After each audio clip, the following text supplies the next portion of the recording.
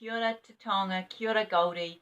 Today we're carrying on reading the Faraway Tree stories, and today we're up to chapter 5, the Roundabout Land.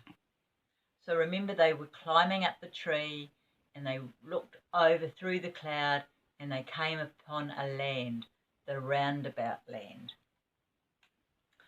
One big broad branch of the tree slanted upwards, and Joe climbed onto it and looked down. But he couldn't see anything. There was just the white mist of the cloud all around. The children felt tremendously excited. At last they were at the very top. Joe carefully pulled himself up to the last branch. He disappeared into the purple hole, and Bessie and Fanny followed him. The branch came to an end, and a little ladder ran through the cloud. Up the children went, and before they knew what had happened, they were out in the sunshine in a new and very strange land. They stood on green grass. Above them was a blue sky. A tune was playing somewhere, going on and on and on. "It's the sort of tune a merry-go-round or a roundabout plays," said Joe, "isn't it?" It was. And suddenly, without any warning, the whole land began to swing around. The children almost fell over, so suddenly did the swing round begin. "What's happening?" said Bessie, frightened. The children felt terribly giddy, for the tree, the distant houses, the bushes, all were moving round. They felt themselves moving.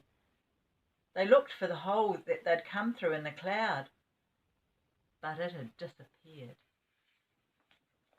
Here's a picture of the children. They're all giddy, spinning round. Can you see? "The whole land is going round and round like a roundabout," cried Joe. "We've passed over the hole in the clouds. We don't know where the topmost branch of the tree is now. It's somewhere beneath this land, but goodness knows where." "Oh, Joe, how can we get back home again?" cried Fanny in fright. "We'll have to ask someone for help," said Joe. The three began to walk along the field. Bessie noticed they'd been standing on a ring of grass that seemed darker than the grass around it. She wondered why that was, but she didn't have time to say anything, for really it was dreadfully difficult to walk properly in a land that was going round and round like a roundabout all the time. The music went on and on too, hurdy-gurdy. Soon they met a tall man singing loudly from a book. Joe stopped him, but he went on singing.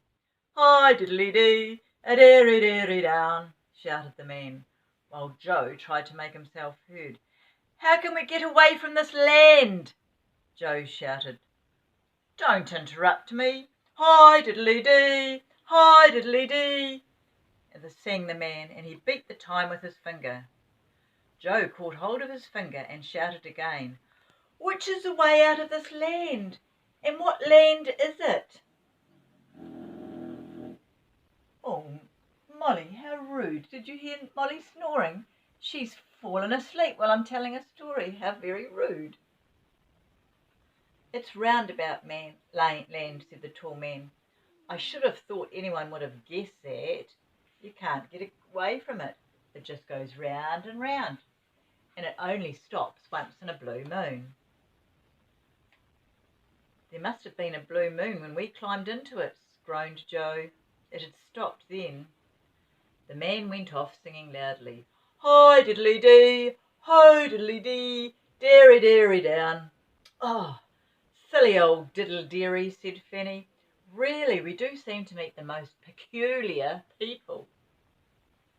"Well, what I'm worried about is getting home. Mother will be anxious if we're not back when she is. What shall we do, Joe?" "Let's sit down under this tree and have a bit more to eat," said Joe. So they sat down and they ate, hearing the roundabout music going on all the time. Presently some rabbits came up and looked at the children. Fanny loved animals, and she threw a bit of cake to them.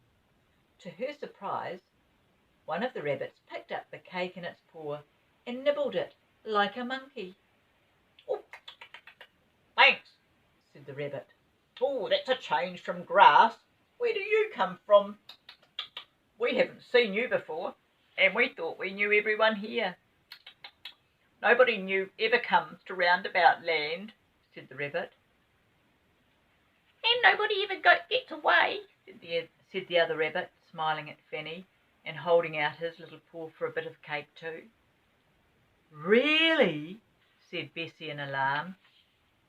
Well, we're new to it, for we only came about an hour ago. We came up the Faraway Tree.